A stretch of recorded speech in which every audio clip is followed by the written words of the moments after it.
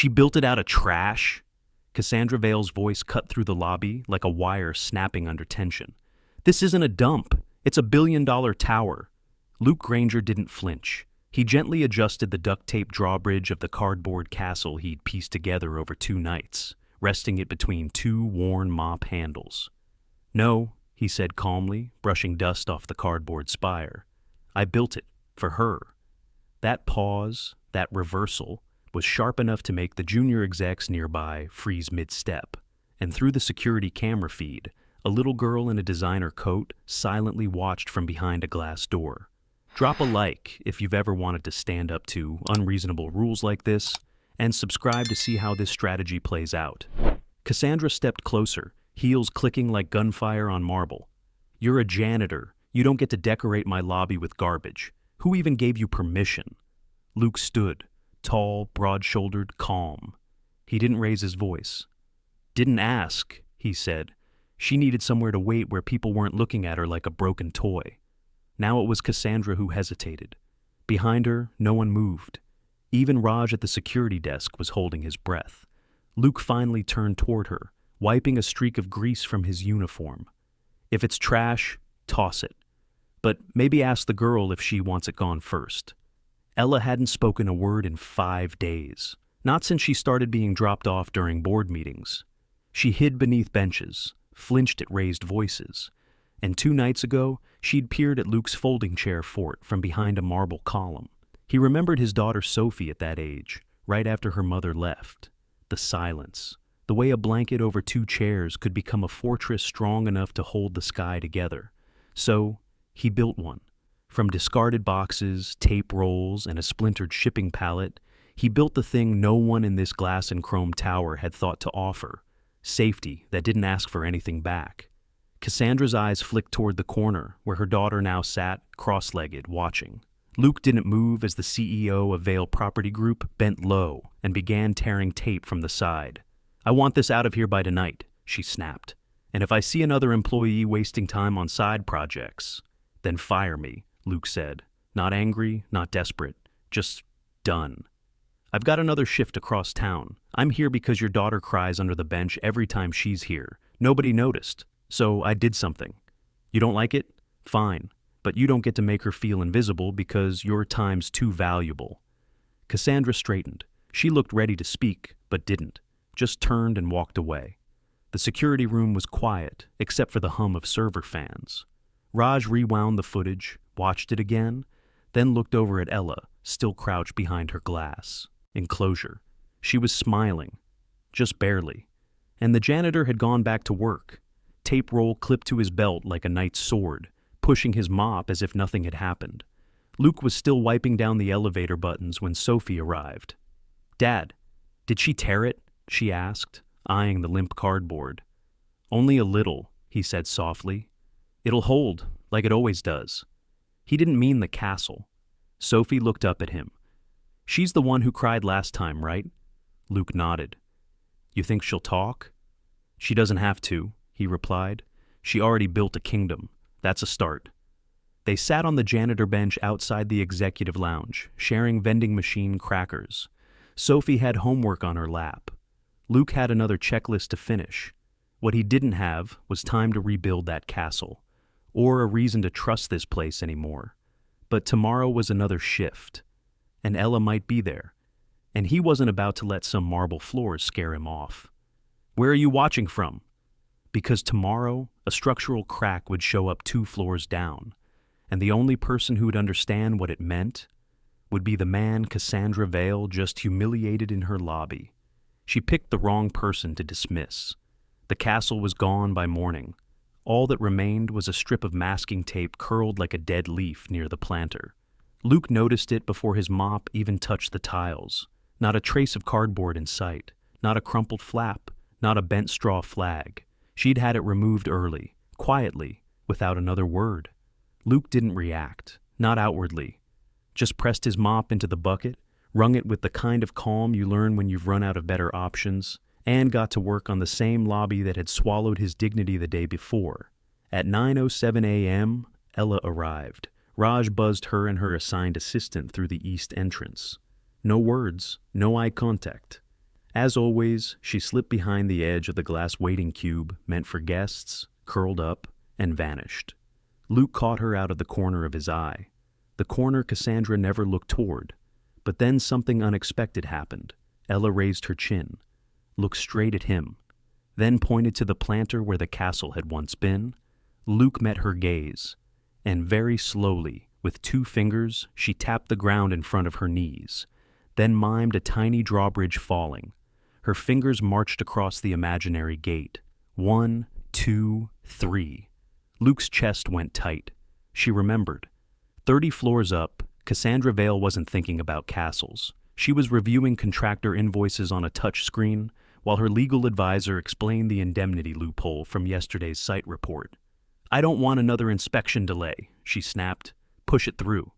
"Ma'am, the lower floors passed, but the engineers are saying..." "They're saying it to avoid liability. I want that elevator shaft commissioned by Q4. But if the structural bracing, then get different bracing." The legal rep nodded, lips pressed tight. Cassandra's phone buzzed with a security ping. Someone had manually overridden one of the executive floor cameras. She tapped it, frowning. It was Lobby Cam 3, active feed. She didn't remember authorizing that one to be turned back on. The screen showed her daughter, and Luke. The janitor crouched by a plant stand, carefully unfolding a sheet of packing paper. With slow, deliberate movements, he began curling the edges, building a spiral tower around the base of a marble planter. Ella watched with sharp, silent focus. Cassandra's jaw clenched. "Ma'am," the advisor asked, "should I proceed?" She locked her phone. "Yes, do whatever's necessary." But her voice cracked when she said it. By mid-afternoon, the tower of paper had vanished again. Raj had been told not to touch it, but one of the lobby managers had likely swept it away, pretending it had never existed. Ella hadn't spoken all day, but she didn't hide this time.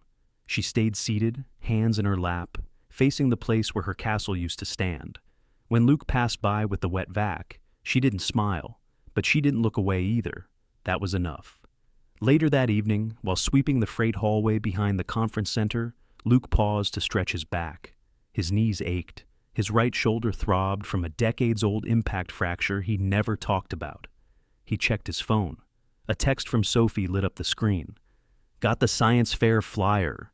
Theme is structures that protect. I know what we're building." Luke smiled despite the pain. He never got used to the way Sophie could pull him back from the brink with just a few words. Her strength scared him sometimes. How she carried more than she ever should have had to. He pocketed the phone and got back to work. Behind the wall near the freight elevator, a deep, barely audible click echoed through the beam structure. Luke stopped, tilted his head. There it was again. A barely there shift in metal. He crouched beside the wall panel. The vibrations weren't consistent with elevator movement, too localized, too dry. He pulled a flashlight from his cart. A fine hairline fracture traced along the corner joint of a support beam. New, slightly warped, hidden unless you knew exactly where to look. And Luke always knew where to look. He pressed 2 fingers against the steel. The vibration told him everything. There was strain. Lateral, not vertical, which meant the lower foundation was under pressure. He didn't panic. He didn't even speak. He just stood, slowly, and marked the wall with a strip of orange tape from his utility pouch. Then, on the back of his mop checklist, he drew a diagram, not crude, not rough. A detailed engineer-grade structural stress model, line by line, arrow by arrow. Old instincts took over. He hadn't signed a drawing since the day his license expired, but his hand didn't hesitate, not once. That night, while most of the building emptied into traffic and cold air, Raj stayed late. He pulled the day's flagged events on Lobby Cam 3, rewatched the cardboard spiral, the child watching, the janitor building. Then he checked the freight corridor feed, saw Luke marking the wall, saw the angle of the flashlight. Raj zoomed in. Orange tape. He blinked, then rewound again, and watched the janitor draw something on the back of a form and slip it into his locker. Raj exhaled through his nose. "You're not just a mop guy," he muttered. Luke didn't sleep that night. Not well anyway. The fracture he'd found nagged at him like a splinter under the skin. Small, invisible to others, but impossible to ignore if you knew how it could spread. He'd seen it before, in Dubai, in Houston, in one quiet corner of San Francisco. No one remembered until it cracked open midsummer and swallowed 4 parked cars. Back then, he had a license, a title, a staff. Now he had duct tape, wet socks, and a supervisor who thought orange strips were for organizing mops. He left early for the morning shift, hoping to get another look at the freight shaft before foot traffic picked up. But when he reached the hallway, nothing. The tape was gone. The wall had been repainted, poorly. Fresh patches of off-white gloss still glistened under the hallway fluorescence. His marking was buried, covered, like the problem itself. Sophie's voice rang out before he even turned the key to the janitor's office. "You saw it, didn't you?" she asked, standing on a milk crate and flipping through the science fair flyer with both hands. "The fracture? You're thinking about it." Luke set down his thermos and gave her a look. Sophie shrugged. "You always squint when you're doing math in your head, and you only listen with one ear when it's about stress points." He let out a long breath and leaned against the supply shelf. "You shouldn't have to know what stress points are," he muttered. Sophie hopped down. "I know what castles are, and I know they fall if one beam fails." She pulled out her drawing. It was of the cardboard castle, but labeled like a blueprint. Spires, base width, center of gravity. "We could build one that doesn't fall," she added. He smiled, but there was fatigue behind it. "Sophie, I need to tell someone about the real fracture. You can't," she said, cutting him off. "Because you're not somebody in this place." It hit harder than he expected. She folded the paper and handed it to him. "So, you'll have to become somebody again, without them knowing. Yet." Cassandra was already pacing by, the time the engineers dialed in from the site inspection. Her stilettos clicked like a metronome against the tile. "Just tell me it's done," she said. The lead engineer rubbed his forehead on screen. "We still need clearance on one load-bearing junction. The freight shaft on sublevel B looks off." "Off how?" "Small stress divergence. Could be from weather or contractor shortcuts. We'd need to shut down that side of the building for a few hours to safely inspect." "No," Cassandra snapped. "We've got the international partners arriving tomorrow. That elevator needs to be live. Reinforce it cosmetically and run the diagnostics remotely." "Ma'am, I said make it work." The call ended. Silence took over the glass-walled conference room. Cassandra stood by the window for a moment, looking down at the city, then glanced toward the screen behind her. Lobby Cam 3 was still active, and there, just for a moment, she saw her daughter, kneeling beside the planter. She was building something, alone, with leftover napkins and a coffee stirrer from someone's discarded cup. Cassandra didn't know whether to feel guilt or fury. Raj was leaning against the break room counter when Luke walked in to refill his thermos. "Did you tape the wall on sub-level B?" Raj asked. Luke paused. "Why?" Raj held up a printed photo, a zoomed-in frame from the hallway feed. The orange tape before it was scrubbed away. Luke's jaw tightened. "I saw something that shouldn't be there," he finally said. "I marked it. Someone didn't like the color. You drew a schematic." "Old habits."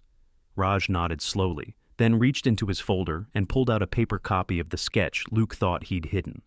"I found it. Cleaned up the exposure, ran it through a structural software overlay. You were right. Stress shears climbing, and nobody flagged it." Luke didn't speak.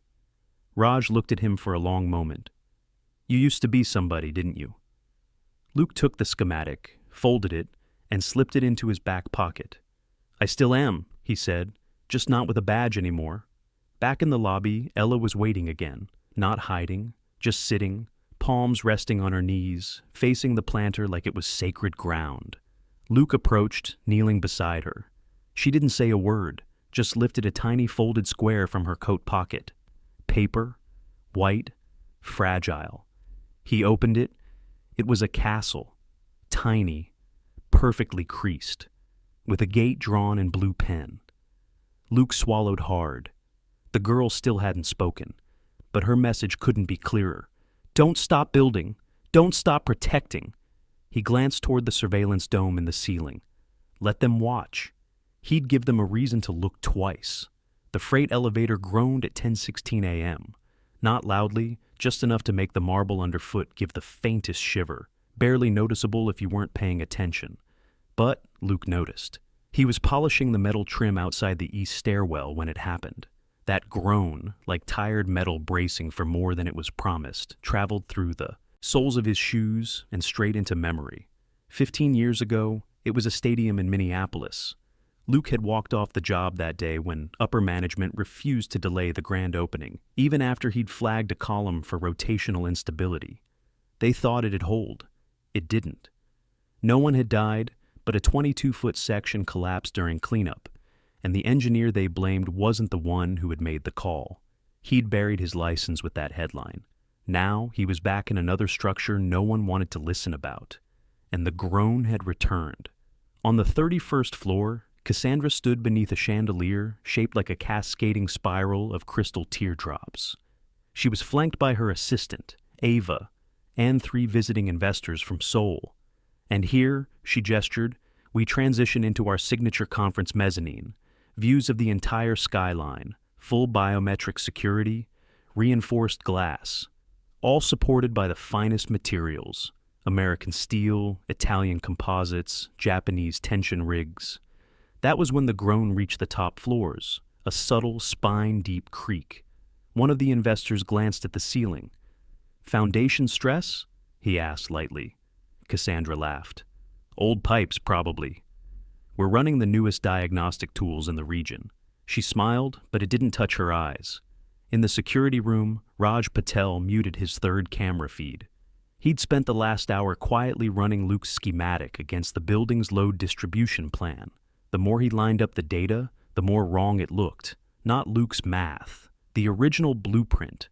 The shaft in sub-level B wasn't properly compensated for vertical recoil once the new high-speed freight line went live. It would hold until it didn't. And once it snapped, it wouldn't be elegant. Raj wasn't an engineer, but he trusted systems. And Luke drew systems like a man who designed them from the inside out. He made a call. Maintenance, the voice on the other end said.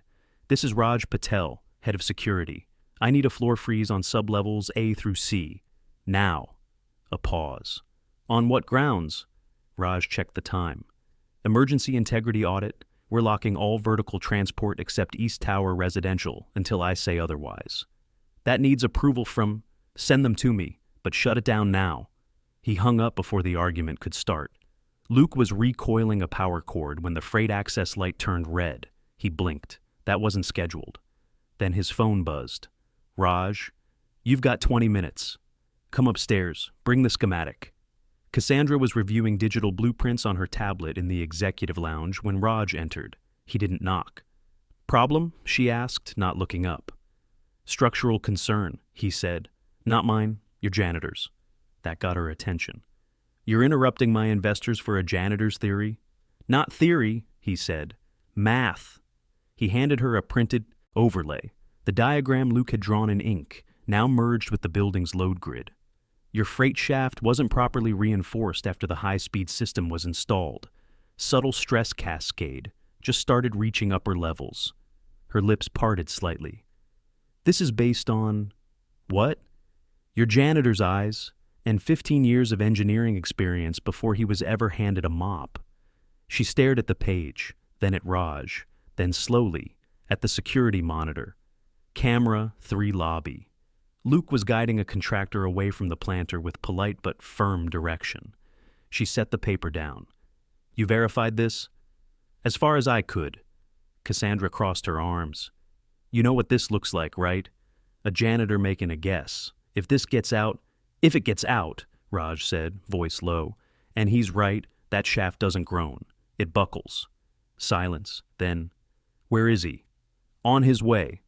Luke entered the executive lounge like he didn't belong, which was exactly the look Cassandra expected, until he met her eyes, not defiant, not meek, just level, controlled.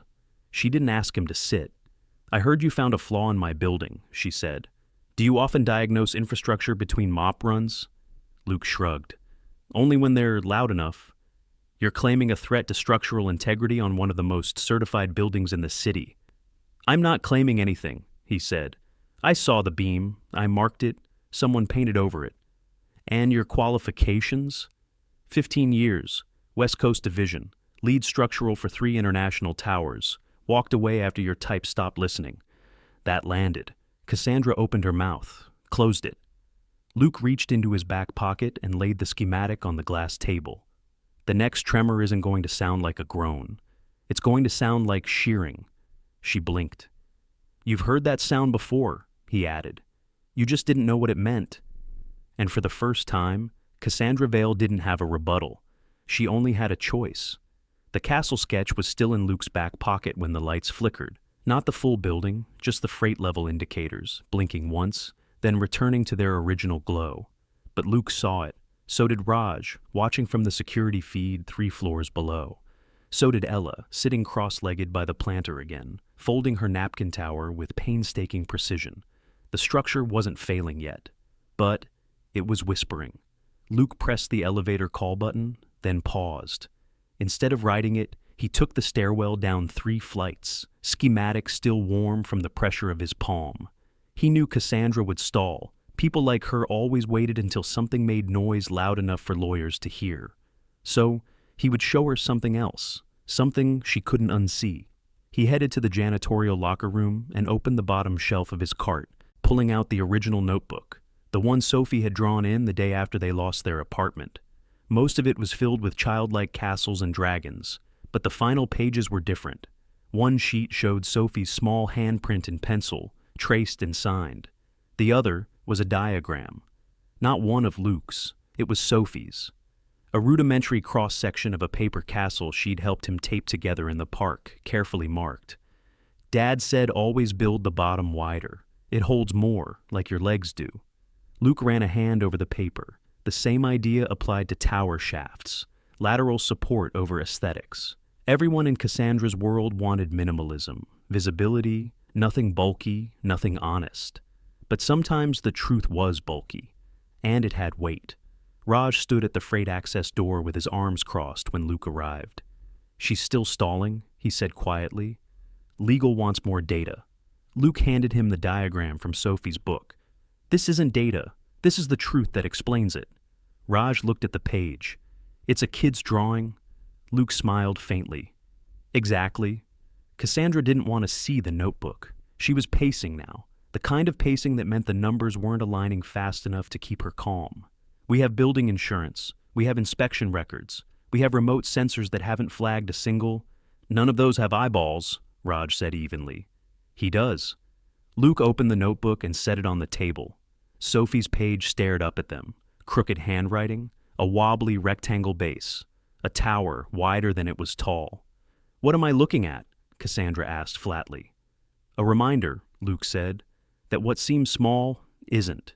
You make everything narrow so it looks sleek, but you're balancing corporate gravity on tapering points. She closed the notebook, but gently. You're telling me a child understands my building better than my architects? I'm telling you the child understands why they fail. Cassandra didn't speak. The silence didn't feel victorious. It felt heavy, like the pause before thunder. Down in the freight corridor, the groan returned, this time with a tremble, slight, localized, but enough to be caught on 3 independent sensors. Raj's system lit up. He tapped the alert. Executive freight shaft just dipped into warning zone. Cassandra's assistant paled. Luke didn't move. 10 minutes later, 4 of the sole investors filed into the elevator, heading down. Cassandra remained on the executive floor, tablet forgotten on the table. She watched Luke like he was a crack in her wall. What would you do? She asked finally. He met her eyes. Shut down the freight system. Redirect traffic through manual control until the lateral braces can be reinforced, and move all heavy deliveries back to Dock B. You realize what that would cost me in optics? You realize what a collapse would cost? You in headlines? She inhaled sharply, but didn't argue. Luke rode down alone. As the elevator reached the lower level, he felt it. A faint shift, a half-inch change in rhythm. He didn't panic. He just whispered to himself, now. Back in the lobby, Ella waited with her small hands cupped around something. Raj stepped closer. What's that? He asked gently. She didn't speak, just offered it. A folded triangle, paper thin. With Sophie's name written on one side, Luke had given it to her, and she'd kept it. A symbol of the castle, of something steady, something safe. Raj placed it in his pocket like a relic, a reminder that this wasn't about floors or beams. It was about the children sitting quietly while the adults tried not to hear the groan beneath them. When Luke re-entered the lobby, he was different, not louder, not taller, but anchored. He stood at the edge of the floor and looked directly into the overhead dome camera. He knew Cassandra was watching. He raised his left hand and made a slow motion, thumb and pinky stretched out, the rest curled. Safety check complete. But only for now.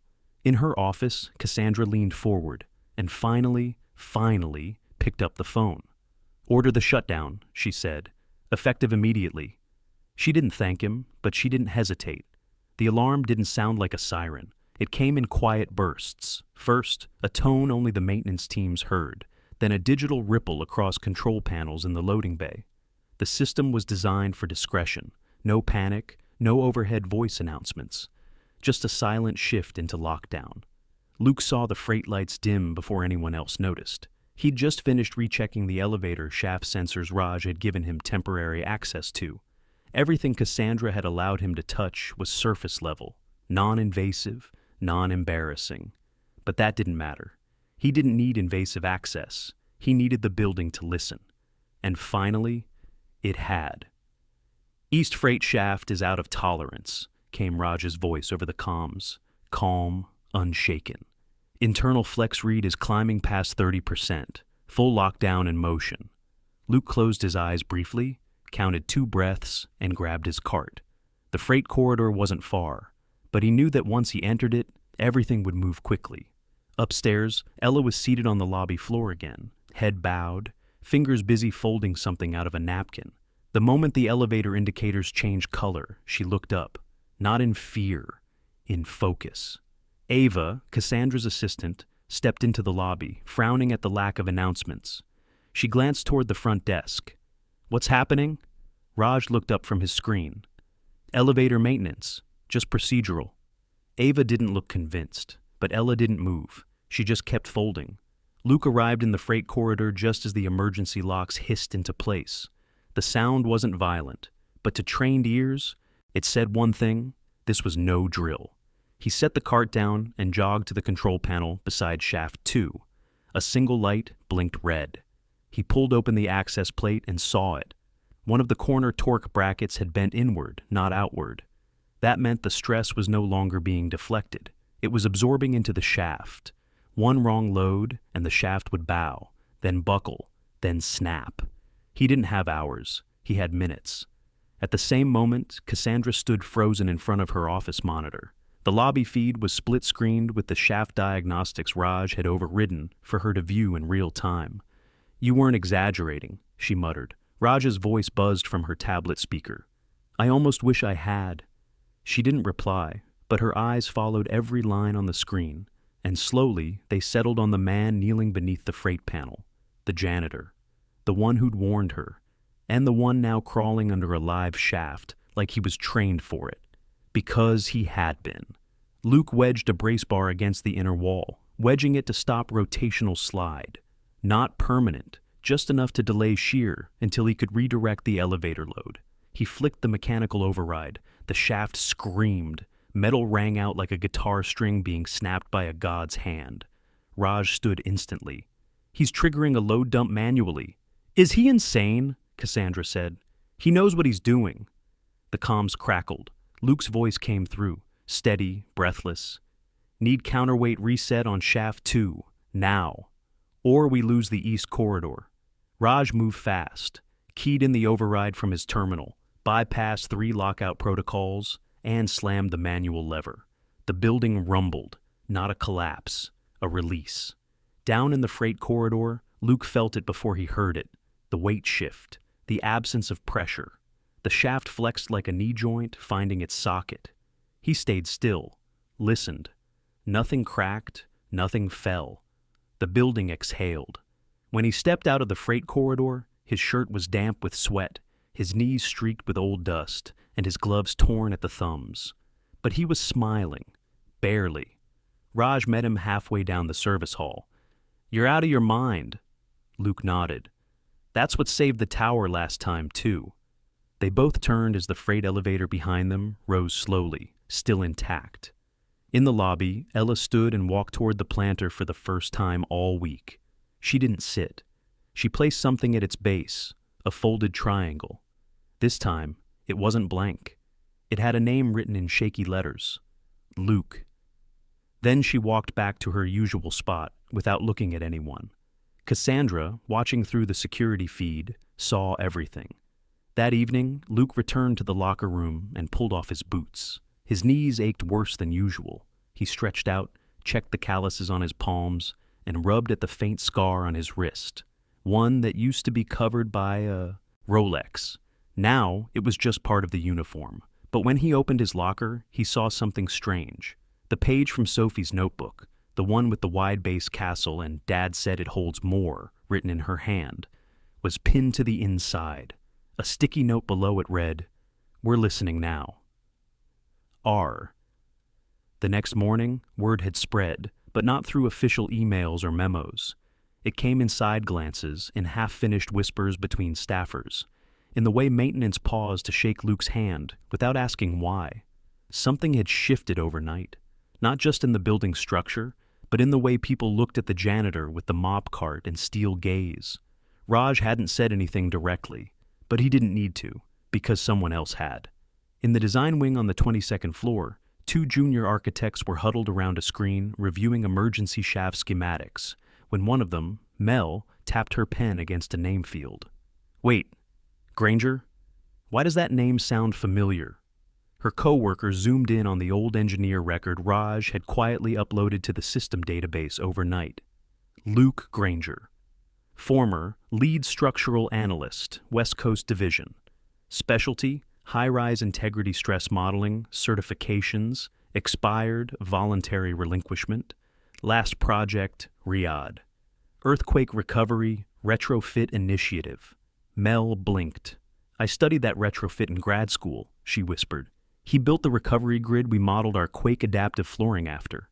"Why is he—" She trailed off. The answer was already obvious. In the executive suite, Cassandra was flipping through internal reports when Ava entered with a tight expression. "Legal reviewed the shaft report," she said. "They've determined liability would have fallen on the firm if the override hadn't happened. Quietly, they're grateful. Publicly, they want it buried." Cassandra didn't look up. "And Luke?" Ava hesitated. "Rumors are moving, quietly. Most staff think he was promoted. Or should be." Cassandra closed her folder slowly. "Did he say anything to you?" "Only that he wanted to fix what could still be saved." Cassandra stood and moved toward the window, arms crossed. "Get Raj. I want to speak to him directly." Luke was scrubbing a grease mark from the executive garage floor when Raj approached with his usual coffee in hand. "She wants to see you." Luke didn't stop scrubbing. "Let me guess. Official commendation, but off the books." Raj smiled. "Something like that." Luke stood, wiped his gloves on a towel. "Fine, but I'm bringing something with me." He pulled Sophie's castle sketch from his back pocket and folded it once more. When Luke entered Cassandra's office, it was just the two of them. No assistant, no tablet, no cameras running. She looked up from her desk, but didn't sit straighter. If anything, she seemed smaller than usual, like the window behind her had become too large. "You knew," she said. "About the shaft?" Luke replied. "Number? About what it would cost me to listen to someone like you." Luke didn't answer. Cassandra gestured to a folder on her desk. "Your credentials are confirmed. 3 international citations, 7 commendations, 1 voluntary license surrender. You disappeared from the field." Luke shrugged. "Had to be a father, full-time." "That's not an answer. It's the only one that mattered." In the lobby, Ella was waiting with a folded paper in her lap. Not a castle this time, a bridge. One side labeled Sophie, the other Ella. Between them, a folded curve connected by paperclip chains. She stood and placed it under the planter, carefully pressing each edge flat. And then, for the first time, she walked to the janitor's cart and waited. Back upstairs, Cassandra opened the folder again and slid it toward Luke. "This is a consulting agreement. Confidential. Short term. You'd oversee reinforcements on all lower shafts. Quietly. Luke raised an eyebrow. With a mop in one hand? You'd be paid to keep things stable. Luke's voice was quiet. Is that why you built this tower? To keep things looking stable? She didn't answer. He pulled Sophie's sketch from his pocket and placed it beside the contract. I didn't draw this, he said. My daughter did, the night we lost our apartment. Said the base needed to be wide enough to hold everything. Cassandra looked at the drawing, at the uneven lines and childlike logic etched in pencil. She's not wrong, she said softly. Luke folded the contract. I'll consult, but I want 2 things. Cassandra looked up sharply. Go on. First, reinstate full safety checks on all elevator systems. No PR spin, no cosmetic reports. Done. Second, put a bench in the lobby, one with space for castles, and names on both sides. Cassandra blinked. He turned to leave. Wait, she said. Luke paused in the doorway. You didn't want your name cleared, did you? He turned back just enough to meet her eyes. I didn't need it cleared, just remembered. Back in the lobby, Ella looked up as he approached. She held out the paper bridge. He took it gently. It's strong, she whispered. Luke knelt beside her. So are you. Across the room, Sophie waved from the entrance. Luke stood, bridge in hand. And for the first time, the building felt balanced. The floor beneath Cassandra's office felt heavier that morning. Not structurally. Those issues were being handled now, rechecked with every revised brace and recalibrated support. No, this weight came from the quiet, the way people passed her with soft nods instead of fawning greetings, the way Raj no longer paused outside her office before entering, and the way Luke Granger's name appeared in memos now, spelled correctly, listed as consultant. Even her coffee tasted different. Maybe it was the paper on her desk, a folded page, creased perfectly down the center. No signature, no demand, just a child's handwriting and pencil at the top. The bottom has to be wide if you want to hold something heavy. Sophie Cassandra turned it over again, unsure if it stung or steadied her. Luke wasn't in uniform that day, not the blue janitorial set at least. He wore jeans, a tool belt, and a black-collared shirt that still bore faint thread marks where his engineer's badge had once been stitched. He didn't walk like a man stepping into old shoes. He walked like someone repurposing them. He stood at the bottom of shaft 2, head tilted up, as Raj read off the latest diagnostic metrics. Pressure variance dropped 14% since last night's manual brace, Raj said.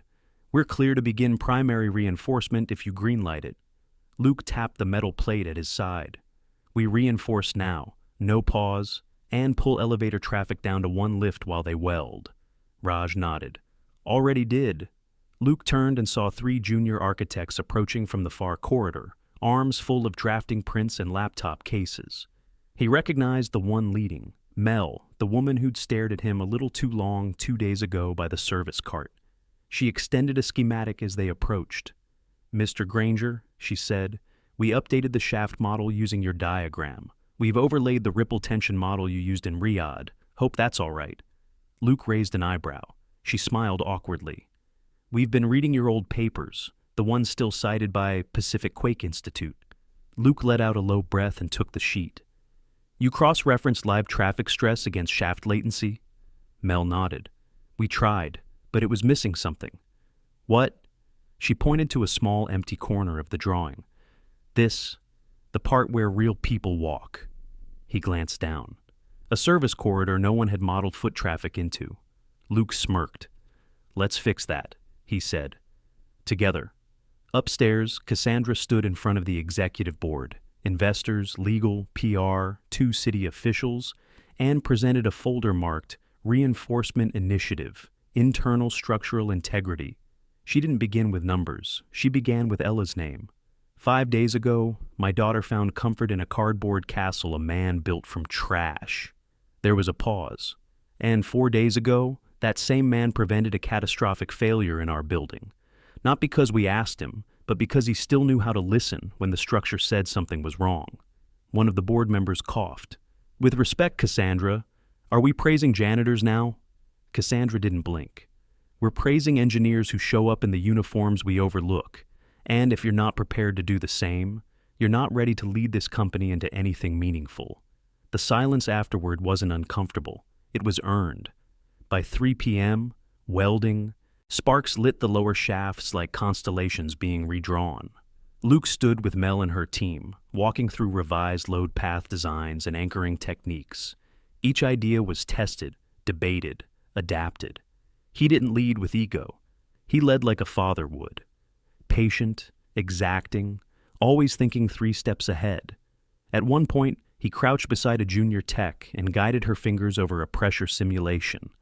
"Feel that line?" he said. "It dips right here." The tech nodded slowly, eyes wide. "That's where it tells you it's scared," Luke added. Raj, leaning nearby, smiled. Back in the lobby, a new bench had arrived, made of warm wood, with flat edges, not sleek, not modern. Ella sat on one side, folding quietly. Sophie sat beside her, pencil in hand, sketching a castle with broader towers this time. A small plaque was affixed to the center. "Safe spaces hold more." SG. Cassandra stood across the room, unnoticed. She watched her daughter, watching someone else build, and for once she didn't feel threatened by it. She felt something closer to peace. That night, Luke returned to the rooftop alone. The wind was stronger up there. The whole city lay beneath him, lit and humming, unaware of how close it had come to a silent fall. He pulled the folded bridge Ella had given him from his pocket, ran his thumb along the fold. It wasn't perfect. The crease was crooked. The paper was soft from too many hands, but it held. He tucked it into the front of his notebook, next to Sophie's first castle drawing, and stood at the edge of the rooftop, watching cranes swing in the distance. Some buildings rise by money, others by memory, and some by people who never stopped listening. At 7:45 the next morning, Luke found a red envelope in his locker. No name, just a small gold sticker sealing it closed, shaped like the emblem on Vale Property Group's letterhead. He turned it over in his hands twice before opening it. Inside was a formal invitation. Executive Roundtable, Internal Reinforcement Briefing, Attendance Required, Consultant Luke Granger. He read it once, then again, then tucked it into his notebook next to the bridge and the castle drawing. Downstairs, the building buzzed with a quiet energy. Not frantic, not panicked, just different. The welders were back, finishing structural reinforcement in Shaft 2. The architectural team had begun modeling retrofit options for 3 other service shafts, based on Luke's early sketches. The janitorial team gave him space, but not distance. He wasn't one of them anymore, but he wasn't not either. He was something in between. And in the lobby, the new bench had drawn quiet attention. Visitors paused to read the inscription. Staff sat beside it during breaks, and every morning, without fail, Ella left a new folded creation on its surface. Today, it was a tower made of silver foil. Wrapped around its base was a red paper ring. Sophie pointed it out to Luke on their way. "And she's building stronger now," Sophie said. "The bottom's wider." Luke smiled. "So's the top." Cassandra watched it all from her office. She had expected resistance, backlash, even mockery. Instead, her inbox was full of internal approvals, not for promotion, for replication. 3 branch locations had requested consultation for similar structural evaluations. One senior partner had requested that Luke appear as lead insight contributor in the upcoming shareholder meeting. Her legacy hadn't been damaged, it had been redefined by the man she'd once called a liability. The roundtable was held in Conference Room A, normally reserved for high-level investors. Now it was full of architects, legal staff, city representatives, and structural specialists. Cassandra sat at the head, hands folded, while Luke stood at the display screen, blueprints illuminated behind him. He wasn't nervous, but he was deliberate. He outlined the series of decisions that had led to the freight shaft stress, not to place blame, but to show cause and consequence. Then he flipped to a final slide, Sophie's drawing. "I didn't plan to bring this," he said, "but it's why I'm here." Some chuckled, others leaned forward. "This is the first structure my daughter and I built together after we lost our home. It's not precise, it's not scalable, but it holds, because it remembers the weight." He paused. "That's what this building needed, Not a redesign, just a memory. Silence held the room. Then Cassandra spoke, for the first time.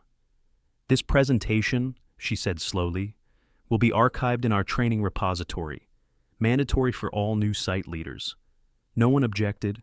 After the meeting, Luke stepped out into the hallway and found Raj waiting by the elevator bank. "You realize what just happened in there, right?" Raj asked. Luke nodded. "You're not invisible anymore." Luke looked out the glass pane beside them.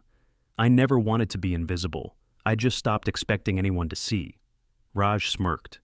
"Well, you're being seen." He handed Luke a folder. "Drafted by legal, official consultant title, benefits, time flexibility, full clearance on lower decks."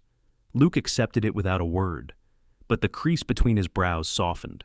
That afternoon, Cassandra came down to the lobby alone.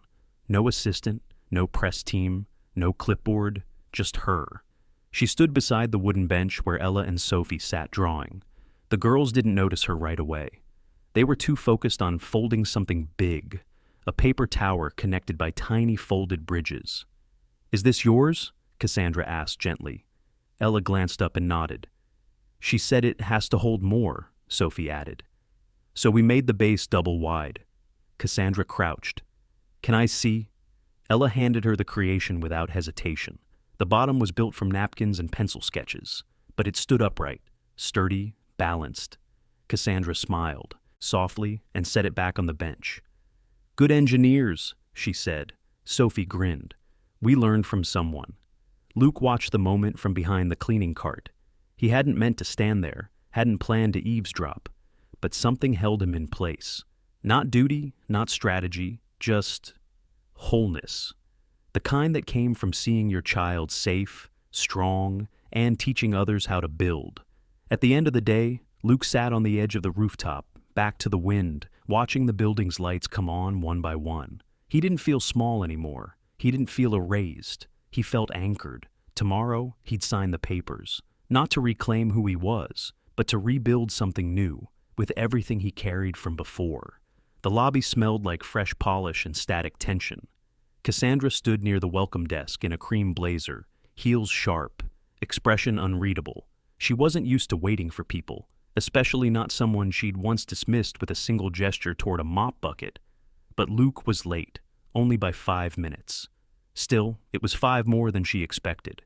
He arrived with a slow stride, blueprint tube in one hand, Sophie's backpack slung over his shoulder. He gave a nod to Raj, who stood a few paces away near the security podium, silent but watchful.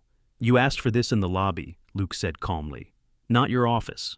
Cassandra gestured to the center floor, where folding chairs had been arranged in a semicircle. A group of external stakeholders sat with neutral expressions, municipal reps, a few media guests, and one very stiff-looking compliance officer from the city's buildings code office. "You're about to be introduced as the lead consultant for our retroactive reinforcement initiative," she said. "Publicly." Luke raised an eyebrow. "You sure?" "You earned it," Raj chimed in dryly. "She even had PR rehearse it twice." Cassandra shot him a look, but said nothing. Luke scanned the space. "And if I say no, then I look like the CEO who almost ignored a life-threatening flaw flagged by a janitor, and you look like the man who let her." The silence between them hung like scaffolding under strain. Then Luke stepped forward, set the blueprint tube against the floor, and nodded. "Let's begin." Cameras clicked, not many, just 2, but their presence added weight. Cassandra stepped to the center, addressing the circle with polished calm. "5 days ago," she began, "our freight system experienced a structural alert, not one flagged by automation or protocols, but by human insight. Mr. Luke Granger identified a flaw that, had it been ignored, might have endangered staff and guests. His intervention prevented escalation. His designs informed our correction, and his presence changed our foundation." She turned. "Mr. Granger?" Luke stepped forward, blueprint case in hand, but didn't open it yet. Instead, he pulled a folded paper from his back. Pocket, creased, soft-edged, fragile. He unfolded it and raised it high. "This was drawn by my daughter, her first castle, built after we lost our home. She taught me that foundations aren't what you stand on. They're what you stand for." The crowd hushed. She reminded me that buildings, like people, fail quietly first. No alarms, just groans, creaks, silence, until someone listens. He opened the blueprint case and unrolled a schematic, full color, wide-angled, with 2 signatures at the bottom, his and Mel's from the architecture team. "This is our revised retrofit model, not just patchwork, integration, a foundation that holds because it remembers weight." He stepped back. Cassandra took the print and handed it to the compliance officer. No one spoke for a moment. Then the officer nodded.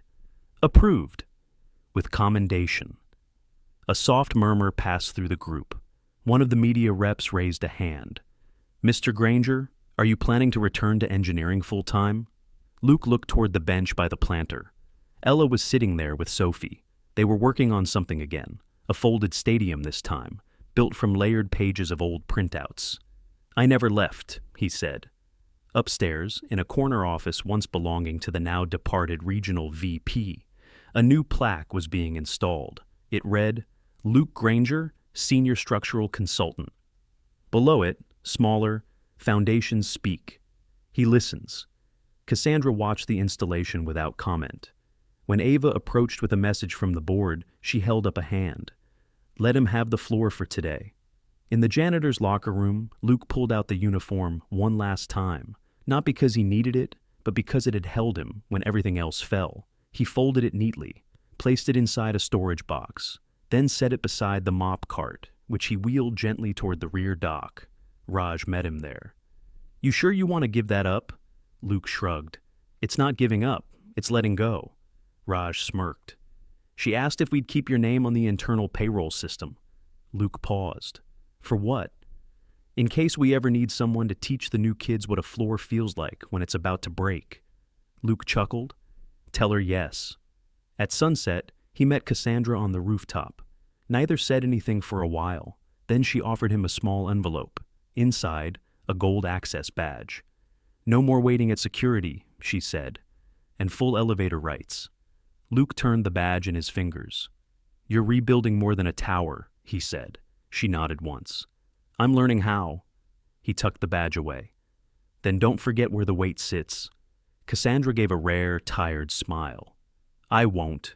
Back on the bench, the girls finished their stadium and set it beside the planter. It was imperfect, slanted, a little too wide, but it didn't tip when the wind came because it had learned how to carry weight.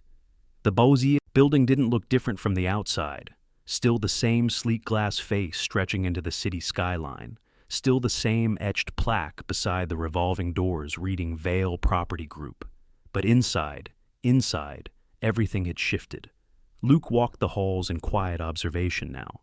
Not cleaning, not fixing, just seeing. And people greeted him by name. "Morning, Mr. Granger," from Ava at reception. "Thanks again for the retrofit specs," from Mel down in architecture. Even the elevator voice announcement had changed. "Consultant Granger, access granted."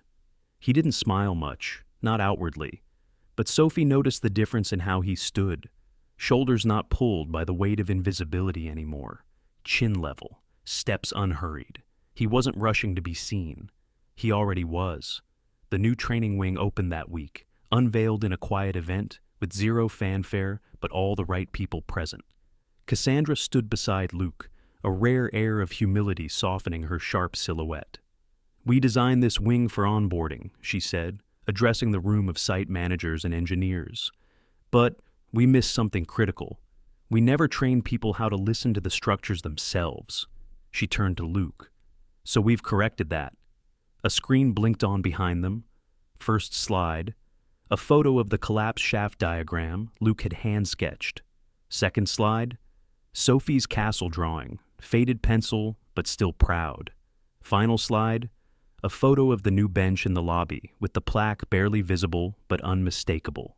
Safe spaces hold more. After the presentation, one of the junior architects approached Luke with a shy smile and a stack of notes. "I studied your work in graduate school," she said. "Didn't realize you were that Luke Granger until last week."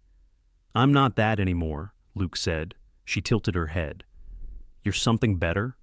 The rooftop had become his ritual, Not every day, but often enough. He'd bring coffee up after hours, notebook in hand, and just sit. Sometimes Sophie joined him, lying on her back, counting the lights in the skyline like constellations. "Do you think she still hates you?" Sophie asked once, staring at the blinking red aircraft beacon atop a nearby tower. "Who?" "The CEO lady." Luke took a sip from his mug.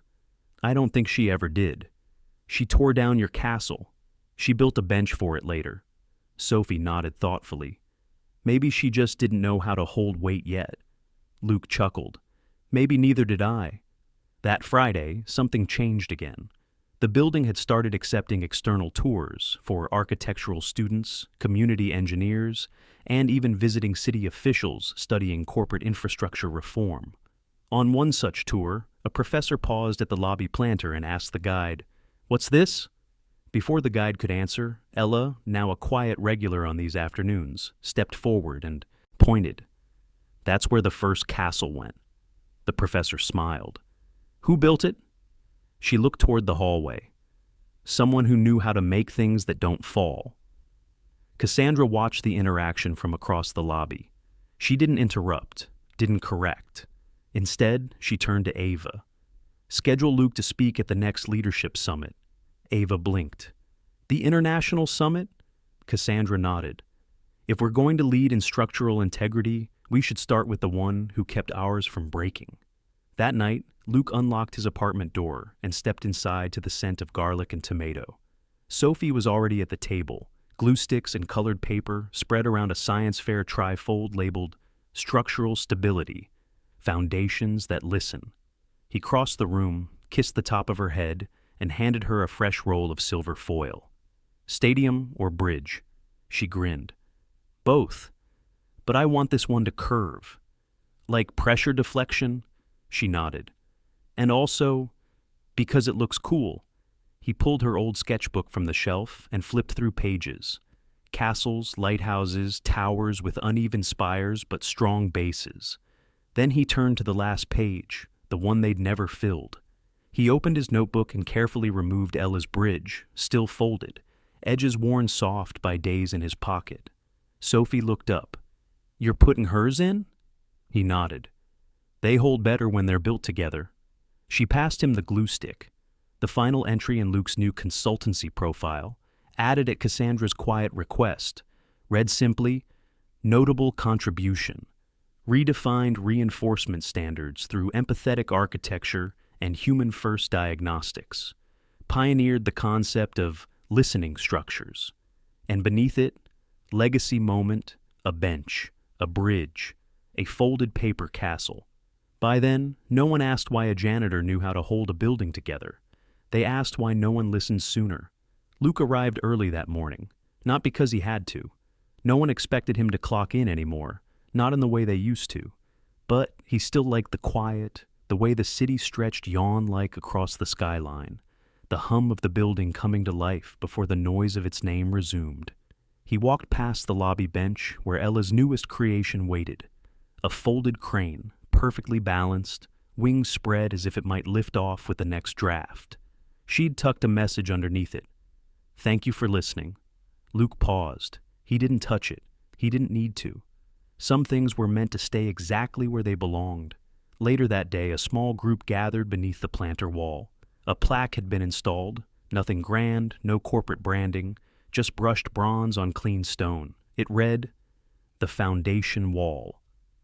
In honor of those who protect what others overlook. LG."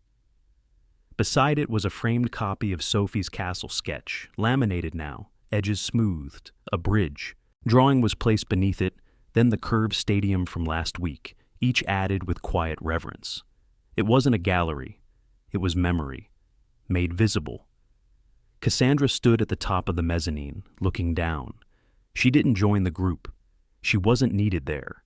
Instead, she watched as two engineers from a neighboring firm snapped photos of the wall, then quietly asked Raj where they could find Luke. "He's probably on the roof," Raj said. "That's where he thinks best." They nodded and headed for the stairwell. Cassandra didn't stop them. On the rooftop, Luke leaned against the railing, wind catching the collar of his shirt.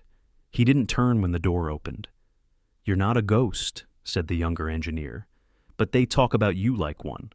Luke smiled without looking. "Ghosts don't fix things," he said. "They just haunt the places people refuse to learn from." The engineer laughed. "Well, we're here to learn." Luke turned then. "Good, because if you don't understand the weight, how can you hold the structure?" That evening, Sophie waited for him by the planter. She had her science fair board in her arms, a wide grin on her face. "We won," she beamed. Luke knelt to her height. "First place? Best application of real-world engineering." He raised an eyebrow. "Even better." She handed him a tiny trophy. It was plastic, a little bent at the base, but it gleamed in the lobby light. Luke placed it gently beside Ella's crane. "I think this belongs here," he said. Sophie nodded, and then, for the first time in weeks, Luke sat on the bench, not as a janitor, not as a consultant, just as a father. By the end of the week, a city official quietly visited the building. She had no entourage, no media crew, just a badge and a clipboard. She toured the shafts, reviewed the upgrades, spoke briefly with the architecture team. But she spent the most time standing in front of the foundation wall. She didn't ask questions. She only said, "We need more of these." Not the plaques, the men who know how to listen. On Monday, Cassandra sent out a memo to the entire company. It read, "From the CEO's desk. We used to believe buildings were only strong when they didn't bend. But strength isn't rigidity. It's resilience born from listening, learning, and adapting when silence speaks louder than warnings. If you see something, listen. If someone speaks, hear them." Cassandra Vale. At the bottom was a photo attachment, Luke and Sophie, on the bench. Between them, the trophy and a folded castle. And that was the end of it. Not the end of the building, or the man who saved it. Not the end of cardboard castles or folded bridges, but the end of invisibility. The man they called Janitor now led safety summits. The girl who built in silence now folded with pride. And the woman who once destroyed a paper castle now carried its shadow in her pocket. Because some foundations crack before they fall, and some are rebuilt stronger, with hands that never stopped holding the weight. Subscribe and don't miss our next story. Single dad, janitor crawled like a dinosaur across the floor. With CEO daughter, she saw everything from the security feed. Trust me, you'll feel it. And tell me in the comments, what injustice should we tackle next?